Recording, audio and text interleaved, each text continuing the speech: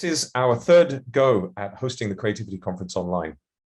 And I'll do a proper spiel about creativity in a minute, but I want to thank all of you, especially our speakers, for coming together for this global meeting of minds. The Creativity Conference is a little bit unusual because most conferences that I attend to, they tend to be really skills training, right? They're education events. And we avoid that at the Creativity Conference. We really set out to make this a meeting of minds where people are sharing ideas, principles, insight, wisdom, experience, and more. And the feedback I've had already from people has been wonderful. And I hope that you will all attend as many sessions as you can live and have that opportunity to see everybody in person. It's also worth noting, of course, you'll get access to the recordings later. So don't worry too much. You do get to sleep occasionally. I want to give a couple of thank yous. And I'm looking at the clock thinking, wow, I already ran over. We barely started our keynote. But I want to welcome into the room here in particular, I'll be speaking to you in a moment, Joe Lanzisero, who will be giving a keynote today. He's also speaking and participating in one of our one-to-one speaker sessions. I'd like to mention John Wilson as well from Dell, who's going to be sharing a little bit about Dell's approach to creativity too, which has just been phenomenal, genuinely great. Now, before I get into my full list of thank yous, Joe, what would you say your job title is? How would you, oh, I have you muted. Let me see if I can get you to unmute here. I think you might have that off. There we go. There we are. Can you hear me now? Yes. Max? Yes. Well, I was Senior Vice President for Creative at Walt Disney Imagineering. Currently, I'm a creative consultant because it's a broad title that covers a lot of stuff for me. So just fixing creativity for everyone. Great, thank you. Okay, so and Joe's going to be presenting in a moment, and I already know it's just going to be deeply inspiring. So I want to give some thank yous. We don't have time for me to explain in detail why I'm thanking all of these people, but just please know that they absolutely deserve it. So we have Aidan Rode, who started out as a room host for us couple of years back, who's ended up being a conference manager and absolutely nailing it. I would say 9 times out of 10 when I ask Aidan if he would do something, he's like, oh yeah, I did that 5 minutes ago. Like, I already did it. So a lot of you have been hearing from Aidan over the last few weeks. I want to thank John Jaglensky, who is the person who put together our schedule and has been a mentor for me as we've gone through the process of setting up this conference. Thank you so much, John. Shay Dennison, who, I don't know if Shay's in the room. Shay actually did a lot of the organization in the lead up to the conference, and also Claire Evans has been phenomenal at doing creative work, social media, and also a lot of the organization, and has become a really valuable project manager for the team. We've got Maddie French, who's hosting this time around. We've got Matt Eyre, Isabella, Zoe Snook. Isabella, I don't have your surname. Sorry about that. We've got Carly Shea Condon and Maddie French. I think that I got everybody. Then we've got, actually, let me steal the spotlight for now. There we go. I want to thank Paige Diaz, who was closely involved in the development of the conference leading up to this.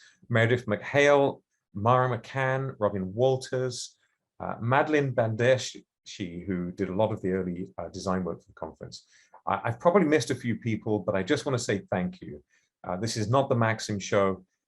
This is absolutely a team effort that is only brought to you because of the collaborative work that everybody's done. So it's been absolutely brilliant.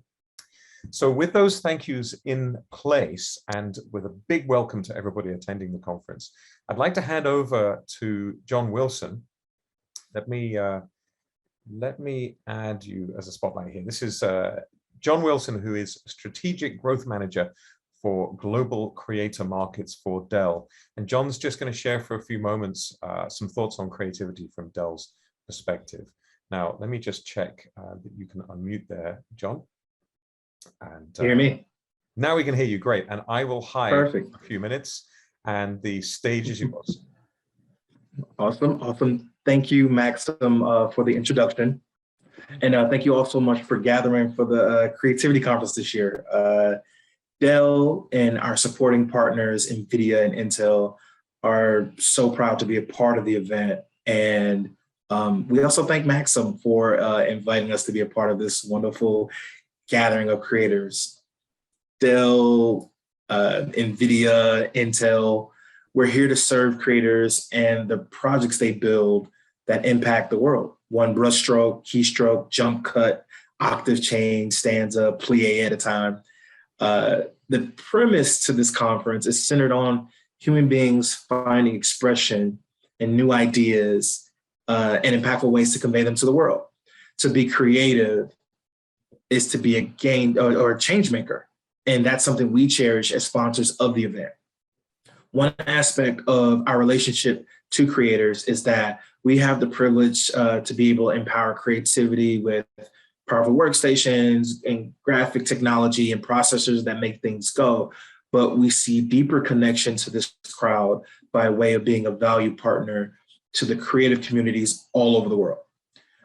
We want to be a value partner to your workflows end to end. We want to respect the creator and their content that tells incredible stories.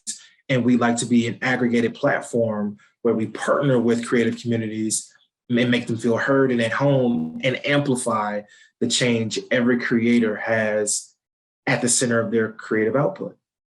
For the Precision line, it's our 25th anniversary. And that's 25 years we've been focused on driving human progress and serving creators. Our origin story begins with a belief and passion, which is the lifeblood of creativity, the way we see it. This is what we want to continue to uplift for another 25 years. Just know Dell, NVIDIA, Intel, we are crafted for the creators. Everything from hardware, software, hybrid cloud solutions to high performance systems, and a creator channel where the best creator stories pass through and influence the world. We're excited to be in authentic spaces in the community, and we're excited to work alongside everyone like you all to continue to impact the world through creative genius. I think we're set to share something special next. Before I get to the conclusion, we are going to announce the winner of our conference raffle, who will be the new owner of a Precision 5470 mobile workstation outfitted especially for the creator end user with Prime, NVIDIA, and Intel technology. And mini drum roll, we have a winner. Absolutely. So just to explain this, Dell very kindly donated a beautiful laptop as a raffle prize for anyone who signs up and registers for the conference. And we've already chosen the name of the winner, who is...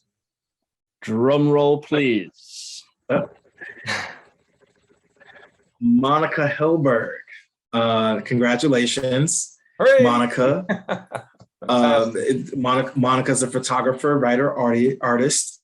Creativity to Monica means to innovate and make something new, whether that is seeing the world in a different light via photography or stringing words together in a flash of fiction. I hope you enjoy the system, and I wish you all a great show. Thanks again to everyone attending the Creativity Conference of 2022, and I wish you all an incredible experience at the show and with all your future creative endeavors as well. Wonderful. Thank you so much, John. It's absolutely fantastic. I'm going to steal the spotlight back for a second here. So a big wavy round of applause for John. Thank you very much for sharing that, and congratulations to our laptop winner, Monica, because that is a fantastic machine. So I don't know if Monica's here. If she is, Monica, if you're here, try and put a message in the chat, and then we can congratulate you in person. I don't know if she's in the room. Okay, thank you very much, John. Thank you. Right, so I always think the great thing about being a speaker is that if you're the one with the microphone, you just win all the arguments. You know, it's no one can shout you down. So now I have the microphone. I'd like to take a few moments myself now, just for about 10 minutes, to share a few thoughts on why I founded the conference and, what it's for. And then I'm going to hand over to Joe to really explain it properly, explain the creativity properly.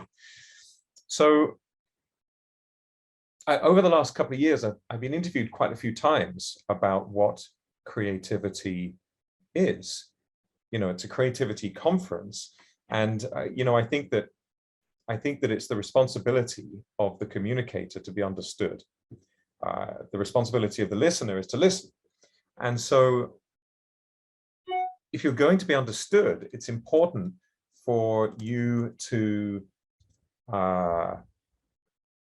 understand the words that you're using so that you can use them correctly. And words like creativity, it turns out they're extremely difficult to define. So you can say words like, what is a liter of water? Or what is the quantity of a liter? And there actually are surprisingly complex groups of people who define what words like a liter or a kilogram or a pound, what do these words mean? That kind of factual knowledge is relatively easy to arrive at meanings for, because we can collectively agree on some objective frame of reference, whatever we mean by objectivity. But when it comes to words like creativity, we get into the domain of the poets. What is a creativity in the wild? If you see a creativity, and what is that exactly? You can't really measure it, especially. Or words like beauty, or even words like happiness. If you look up these words in the dictionary, they're not particularly helpful. You end up with these circular definitions where, one word sends you over here and then that word just sends you back again. So I thought about it for a long time, and I boiled down the word creativity to just one meaning. And this is a work in progress definition. But my definition for creativity is any intentional decision. And there are three stages, to my mind, to this process. So the first stage is that you have to perceive. And I think that we have a problem in our culture around the world, as a species, in most cultures. We have this problem that we're often in denial about what is real when it does not align with our expectation. And I'm very interested in teaching and learning and understanding. And what I've come to understand is that your brain perceives what it expects to perceive until it encounters enough counter evidence to correct it. So everybody must have had the experience of seeing a friend walking along the street. You must have had this, like there's a friend walking towards you in the street. You absolutely see your friend wearing that jacket that you know that they wear, and they're coming towards you. And as they get closer, their face migrates into a different person's face.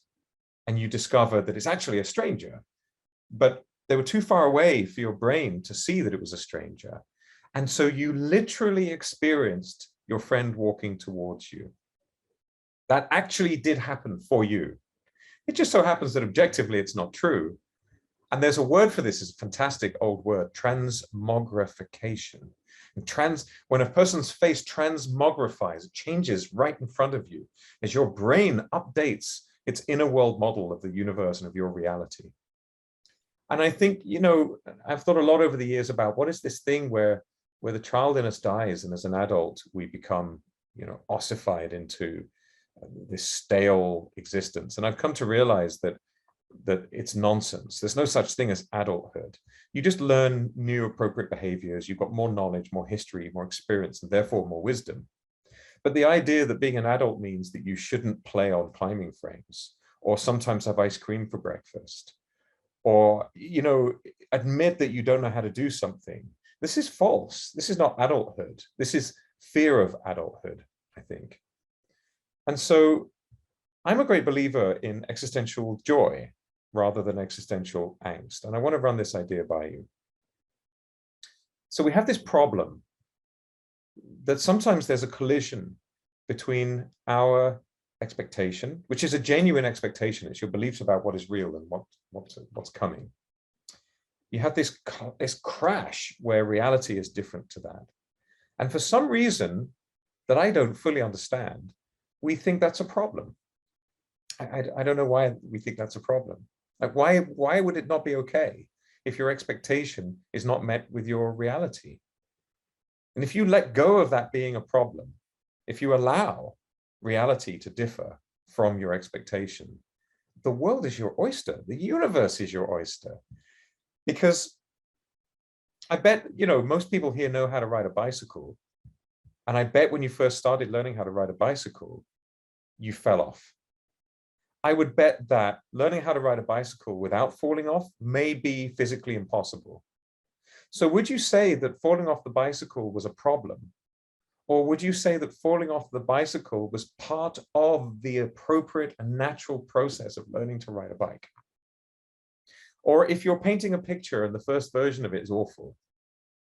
And so I don't know, I don't know anybody that creates anything where the first version, they're like, yep, that'll do. Yeah, nailed it. I'm learning to juggle, and yeah, I can juggle 8 balls instantly. I don't know anybody that doesn't drop the balls when they're learning to juggle.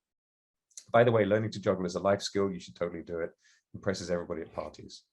So what if the failure, what if that crash between your expectation and what happens, what if that is the living? What if that is the creating? What if that is the taking action? And if you let go of it not being okay if it hurts, if you think it's okay if it hurts, you get existential joy. So the existentialists way back, they drank a lot of coffee, smoked quite a few cigarettes. They're all in Paris. I'm visualizing probably completely the wrong scenario, but that's what I see when I think of existentialists. And they all said, well, you can't really know what's happening. You don't know yourself. You don't know your past. You don't know your future. Therefore, you could get it wrong.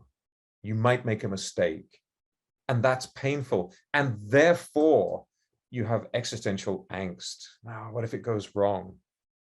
I would argue the only outcome possible is that it will go wrong. There is no other version of a new experience that's just, oh yeah, that was great. I totally had no, no stress, no anxiety, no uncertainty, just totally nailed it. So what if you shift your relationship with your expectations so that you see them as creating potential for new experiences? And then suddenly life becomes exciting. Now I'm hesitating here because my niece is trying to phone me, and she keeps calling and calling and calling. So I'm going to answer the call. And because I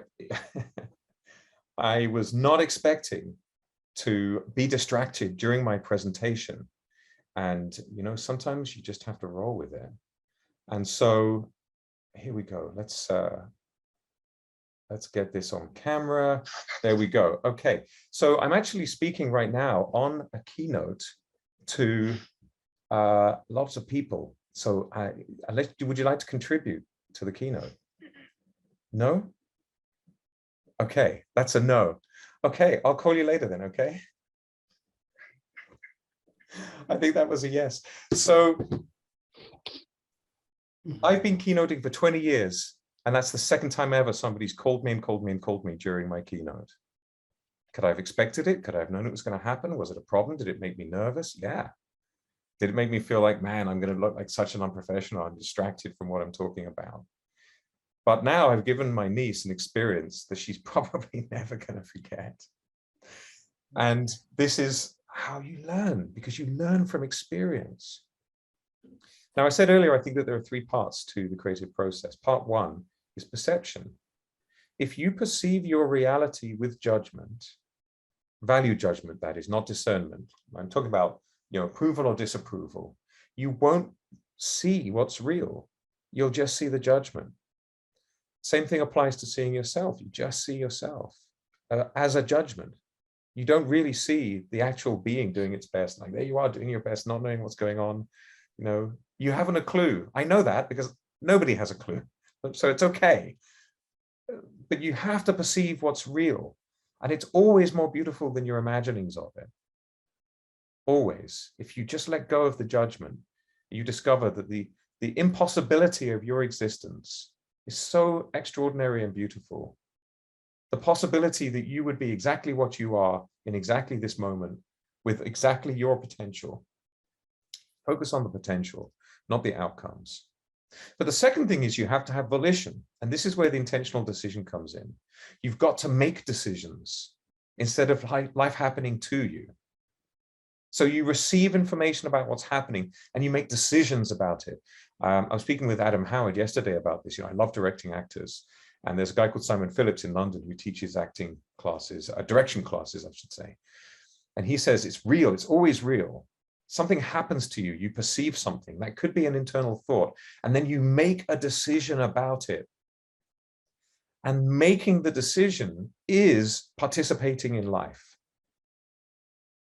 If you don't make decisions, now it's not the same thing as having agency, of taking action. That's another thing I'll talk about in a second, in my last minute or two.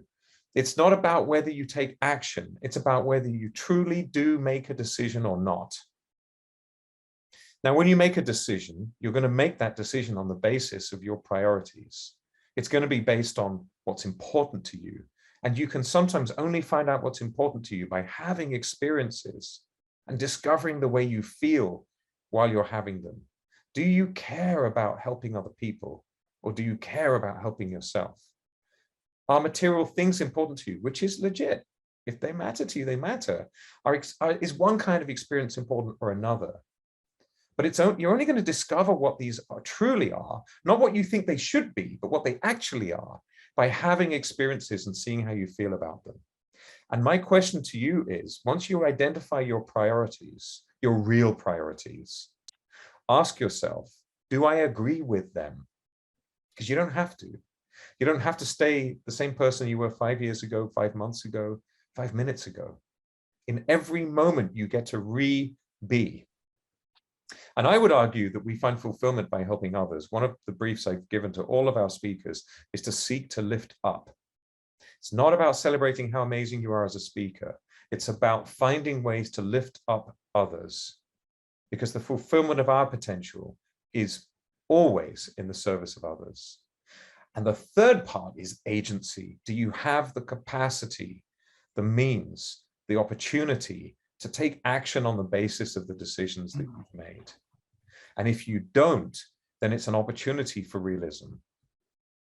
And if you discover that it is actually impossible for you, not because you procrastinate too much or because you're too lazy or whatever other judgment you might have about yourself, but if you discover, you know what, I actually can't do this because this thing is a reality, then you will discover that you no longer judge yourself for failure.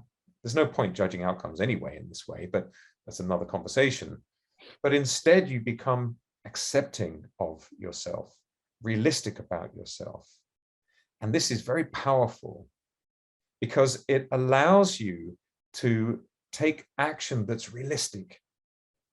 So when I was a kid, I decided to be a filmmaker and then discovered that you have to have money to make films. I didn't make the connection in my head. I was like 15. I'm like, okay, I'm going to be a film director. And the main reason is because it got me early out of a careers advice interview.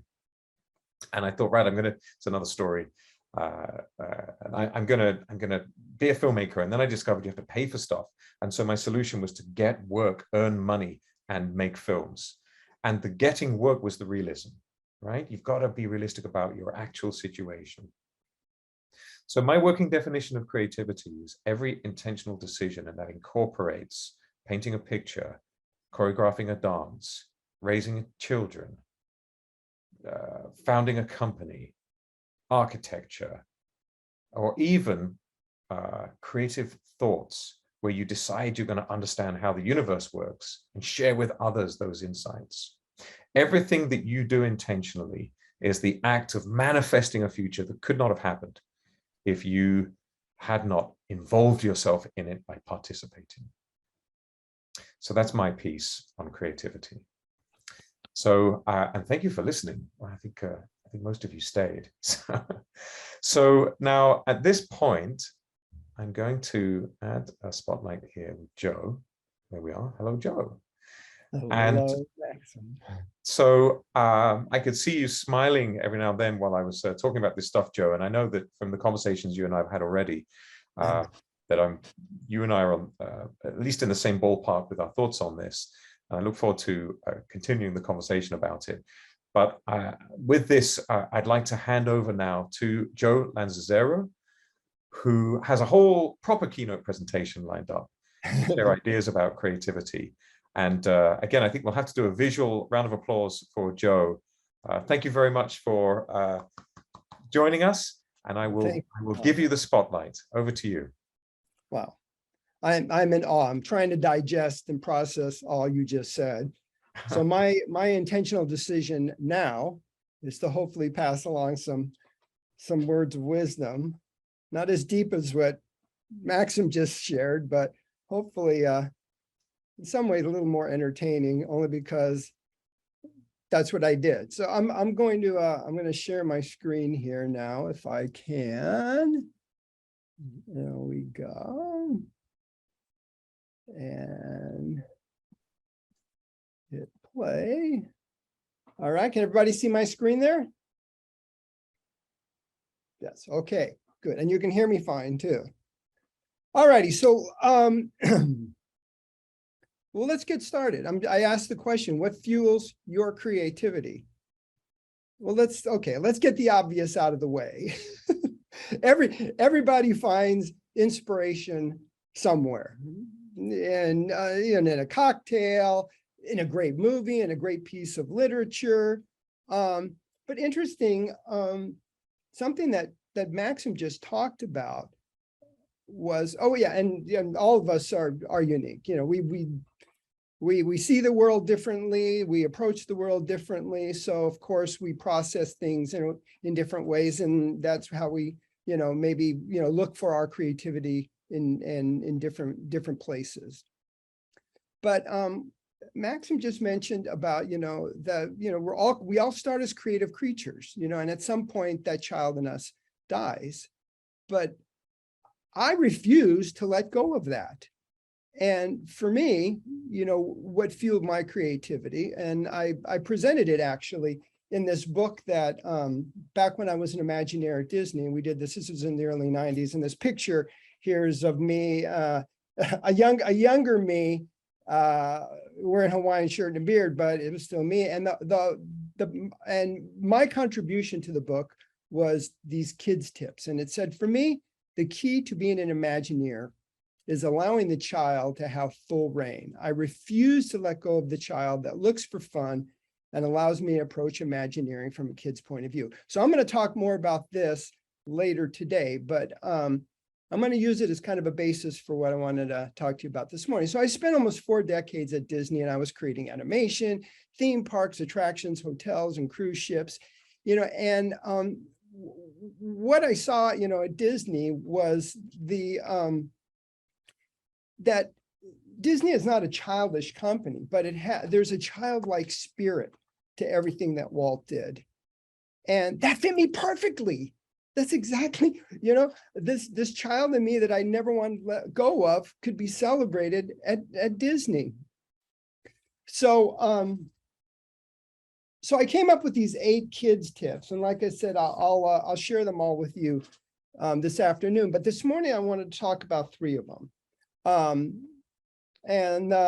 Which I think are really helps to define this whole idea of fueling your creativity. The first is allow yourself to dream, and I'll go more into each of these in my little note here. To break the rules, which kids love to do, and to look for wonder. So the first one I'm going to talk about here is to allow yourself to dream. And there's me as a little kid. And I still do this. And, kids spend a lot of time imagining all kinds of strange and wonderful things. And this opens your mind up to all kinds of possibilities. There's this wonderful book called Time by Eva Hoffman.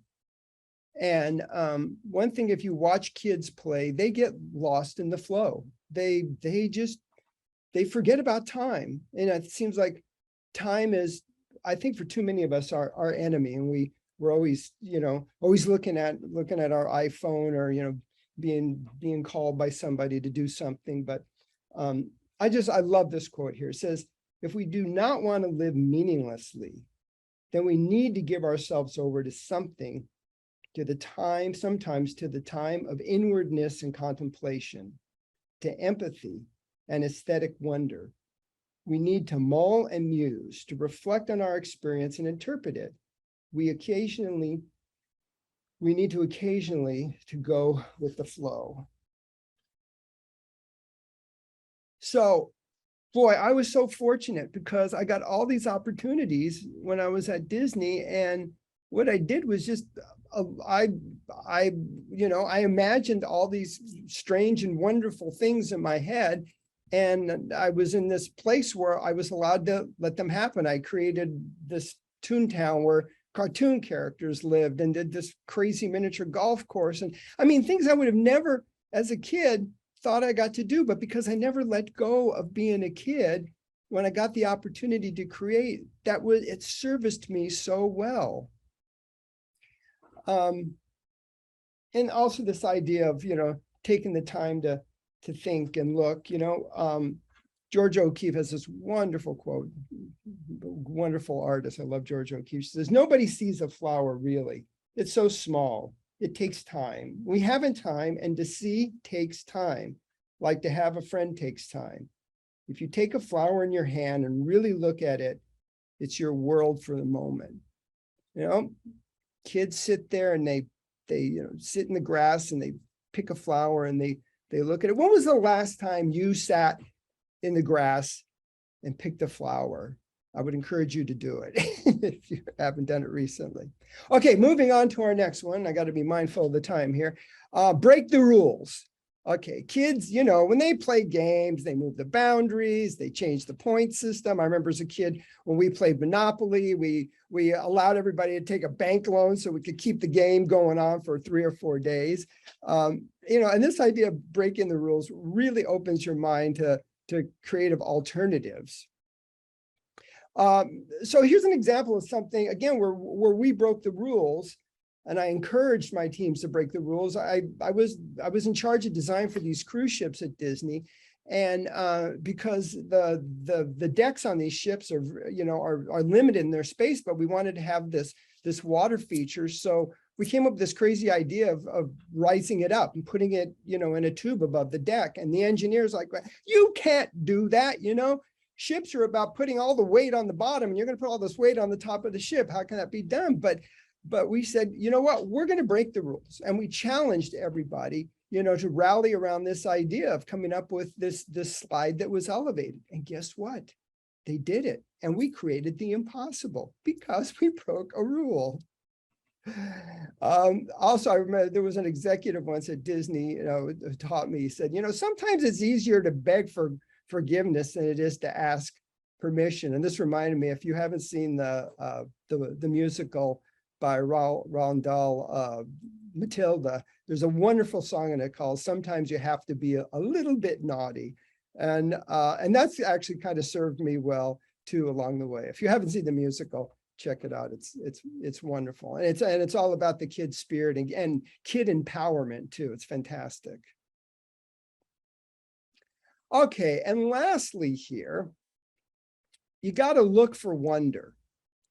Kids see things like butterflies, sand dollars, and soap bubbles, and they're magical. I got a little grandson, and my favorite thing to do with him is to sit with the bubble maker and just watch the magic that happens when you blow bubbles into the air. And there's wonder in all that. So the incredible author, playwright, Henry Miller, I think kind of summed it up for me here when he said, develop interest in life as you see it, in people, things, literature, music. The world is so rich, simply throbbing with rich treasures, beautiful souls, and interesting people. Forget yourself. And I think that's what kids do. The ego hasn't taken over yet, so they're just in touch with the world, and they develop this, everything has a little bit of magic in it. So I try to hold on to that, and I do that by I always carry a sketchbook and a camera with me. And I love to travel. And I've been very fortunate both when I was with Disney and now to travel the world. And sometimes I capture people, sometimes I'll capture a little piece of architecture, but more, I let the world inspire me. You know, I'm not there to document what's in front of me. I'm there to see what's in front of me and, like a kid, let it inspire me. So, and I love, and just like a kid, I love to look for the crazy stuff out there. The world is full of wonders. These are from a recent trip I took I was in Berlin for a little while, and then I went to Sicily. I have relatives there. I am Italian. But there's all kinds of crazy stuff out there, like a giant cannoli. And I found in this hotel we were staying, it was this art hotel, they had this giant flamingo, and I love the way they staged it against this mirror. But my point, there's, just open your eyes, look at all this wonderful, crazy inspiration. So then I take that back with me and I sit with my sketchbook. When I was in Berlin, I saw this organ grinder out there in front of the Brandenburg Gate, and he was selling hot dogs. I go, how crazy is that? So I came up with this little cartoon about that. And in Sicily, I saw a dog steal a pizza and run off with the pizza. And Berlin, of course, is edgy and cool. Now, no, I did not see a woman riding an alligator and drinking a cocktail, but the club I was in had enough edge to it that it inspired that drawing. So I'm going to finish up today and definitely give us a little time for some Q&A. But the big question for all of us, why are bananas funny? I want you to think about that. And I will answer that question later today, along with my 5 kid tips. And that's at 1600 Eastern Standard Time. And I'm also going to be doing something a little unusual in that simultaneously, I'm going to be broadcasting my presentation from the metaverse on this Nowhere platform. And the link is there at the bottom of the screen if you want to join us in the metaverse. And it's actually going to be an interesting place, because after I do my presentation, it's like being at a cocktail party. Well, I'll be able to mull around in there. Definitely check it out. So also, I would encourage you to check out my website. I'm on Instagram. I'm on LinkedIn. I would love to hear from you guys. And again, Maxim, I cannot thank you enough for the opportunity to be here today and be part of this amazing gathering of creative minds. Thank you all.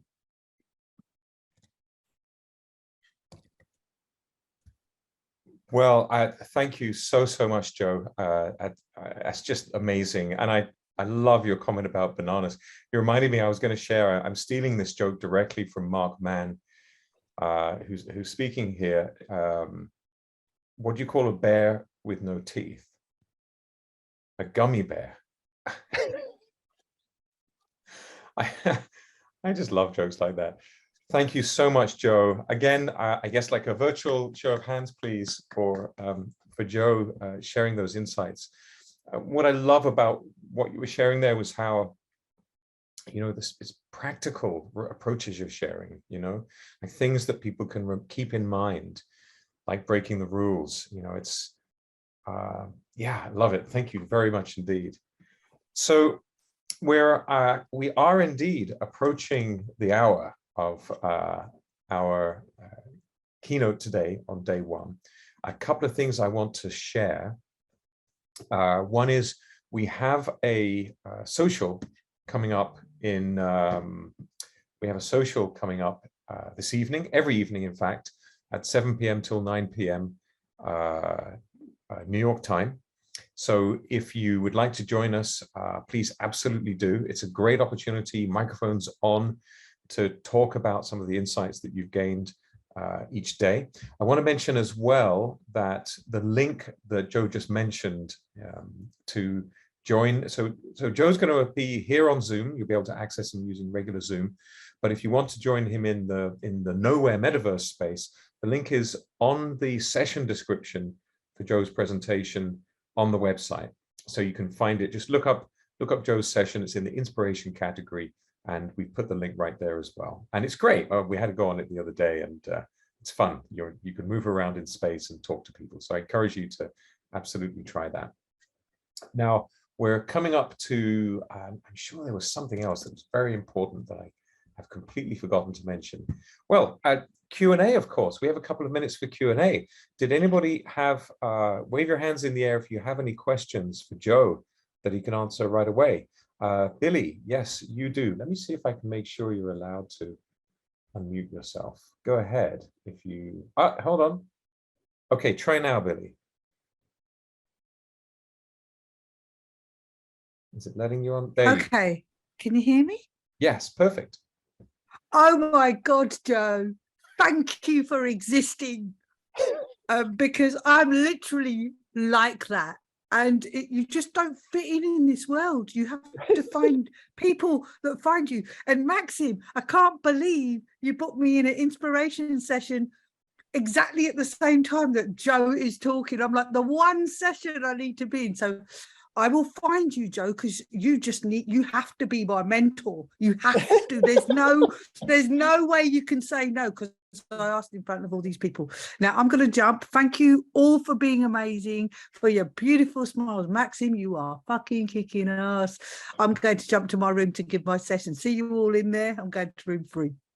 Thank you, thank you, thank you. Did anybody else have any questions that they wanted to ask Joe? You can just unmute yourself. We've turned the thing on. So, hey, Joe, how's it going? Jay Shu here. So, Hey, Jay.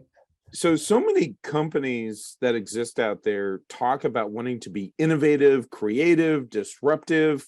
And then you get in the corporation, and a lot of them are like super adult. They're like, let's not be silly. Let's be super serious.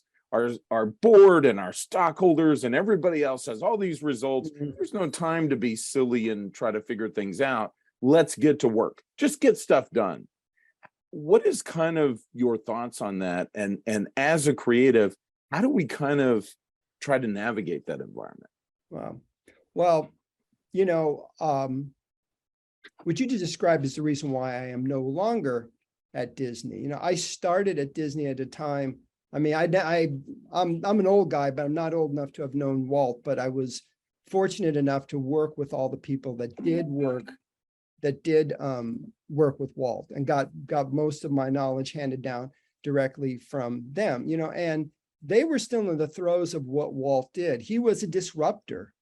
I mean, the guy was always looking for the next new thing to do. I mean, he created a whole industry of theme parks that didn't exist. You know, he embraced stereophonic sound and Panavision, all these things. You know, if he saw something cool out there, he did it. And that spirit of innovation drove the company for a long time. But as you said, you know, as these companies get bigger and bigger, you know, and as they acquired, you know, Pixar and Lucasfilm, you know, it got more and more corporate. Now, fortunately, I think all those brands that they have acquired and there are people within those brands that have a creative spirit. But unfortunately, you know, a lot of it, I think, especially today, you know, is about, you know, making Wall Street happy and, you know, and having to, you know, service the bottom line. But thank God, you know, there are still those individual creators within the company you know, that go against. I mean, I found myself, you know, towards the end of my stay at Disney, spending more time kind of defending the creative process, because more and more people came into the company that weren't creative, and I had to explain to them, you know, why we did what we did. And I hope and pray, and I think that spirit still lives there, that, you know, there are those individuals that will continue to carry that torch. Fantastic. Thank you so much. I see also we have, I reckon we've got time for maybe one more. We have a question from John Yaglensky coming in the chat here, asking, actually George has one as well. Maybe we can just quickly do both. John, do you want to ask the question yourself? Do you want to unmute yourself, or do you want me to read it out? Let's see. I can I got muted. Yeah, I'm just curious, and it's great what you said about the bean counters. Totally agree, Joe. But while at Disney, was there a favorite project that stood out for you? Maybe something that presented a creative challenge or that really pushed you into new dimensions? You gave one example of the aqueduct, but was there something else maybe? Yeah, that whole experience of leading the design for the cruise ships, because I'm not a cruiser. I'd never been on a cruise ship at the time when they gave me the assignment to lead the design for these cruise ships. So it was really, and I'm going to talk a little bit about this in my session this afternoon, about adjusting the way I thought, and I go, okay, I started out as an animator. I've designed all these, attractions and rides and things. Now, how do I apply that thinking to the ships, which are very structured? You got this big mechanical box and you only have so much room, and there's all these systems in there, and you got to figure out, that none of that matters to the guests. They just want an entertaining experience. So ultimately, that's what I always fell back on. I mean, we're entertainers. We have to, and people are putting their money down to have a good time, and I got to use my creativity to make sure that they're entertained. But it was a big challenge because all the technical limitations and trying to rise above them was a little challenging. Thank you. And just if we're quick, George, if you want to unmute yourself, you had a question that I'd like to see answered as well. Yeah, from a fellow Italian, Joe. You said we used to ask for permission, okay? As an Italian, I don't seek permission. I see what we in Italian call nulla osta, which is lack of objections. You ask for people, do you think this is a bad idea or can I try it? And people usually say, I don't know. Okay, I'm trying it. So you don't ask for active permission, you ask for lack of objections. I wonder if you can comment on that, please, as a fellow Italian. You know what? I think basically that's what I was doing. We would believe this is a great idea. We're going to do it. And I think it's believing in yourself and having the people around you rally around that idea, and everybody believes in that idea, and then you just do it. And most of the time it worked out, and we didn't have to ask for forgiveness. But yeah, it was just we believed it and we did it. Yep. Thank you so much. Well, thank you so very much. This has been tremendous, and I'm grateful for your presentation, Joe. I know you're presenting again. This is the ideal moment for us to all say thank you. Thank you. Thank you. I'm saying thank you. I'm emoting it. I'm living this. I'm so grateful for, and I want to mention as well, while we're on the keynote here, because I'm not sure if everybody realizes this, every single speaker that's contributing to the Creativity Conference is contributing completely for free. It's appropriate and normal for many of our speakers. Would ordinarily this be a paid thing? You're presenting, and it's a job, right? You're a keynote speaker. You're getting paid. Every single person is giving their time in the service of others to lift everybody up and contribute their ideas. So thank you especially to all of our speakers that are bringing their insights, their time, their energy in the preparation for this. We're pretty much ready now for our afternoon sessions. We have Andrea Sweeney coming up, who's going to be talking about manifestation and the improvisation of everyday life, which is going to be amazing. Gordon Scott, who's a mystic artist, is going to be presenting mystic creativity. Billy Kahn is going to be showing how to maverick successfully. She's the maverick wisdom expert. And we've also got a photography panel with Serena Catania, who's extraordinary, and Mark Mann, who's also extraordinary. And we're working on another couple of people that might be surprise guests. So it's going to be a busy afternoon. Thank you for joining us, and enjoy the rest of the conference.